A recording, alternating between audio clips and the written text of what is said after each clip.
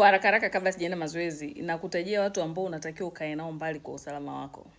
Wa kwanza, kaa mbali na yule rafiki yako ambaye ni rafiki na maadui zako. Yaani anajua kabisa wewe watu fulani haupatani nao, lakini yeye ndo ana associate nao, ndo anakula nao, anakunywa nao. Hebu niambiwe wana discuss nini, na wakati anajua kabisa mtu fulani wewe haupatani naye. Yeah?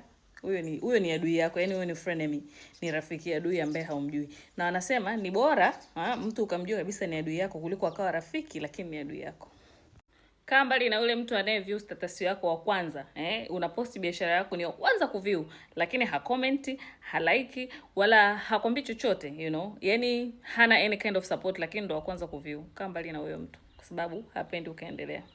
Kaa mbali na yule rafiki ambaye anajitokeza wakati una matatizo. Yaani yeye anapenda tu kusaidia wakati una matatizo, lakini ukiwa kwenye good times hataki kuwasiliana na wewe. Huyo ni rafiki ambaye anapenda kila siku uwe chini yake. Kaa naye mbali. Pia kaa mbali na yule ambaye anakutafuta tu yeye akiwa na matatizo. Kwa hiyo yeye anakutumia kama emergency. Anajua akija hapo ana shida fulani utampa. Kwa hiyo yeye kwako wewe ni emergency fund. Kwa hiyo kaa mbali na huyo mtu. Kaa mbali na yule rafiki ambaye anapenda tu kuja kwako, lakini yeye hataki ukaenda kwake.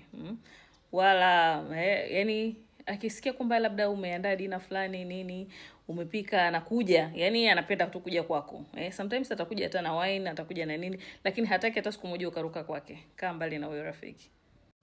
Mwisho, kaa mbali na yule rafiki ambaye ukiwa naye anawasema vibaya marafiki zake wengine. Kwa hiyo jua tu kabisa akiwa na watu wengine na yeye anakusema vibaya. Kwa hiyo jaribu kukaa naye mbali. Kama mnahitaji zaidi mtaniambia, nitafanya part 2 ya hii. Bye guys.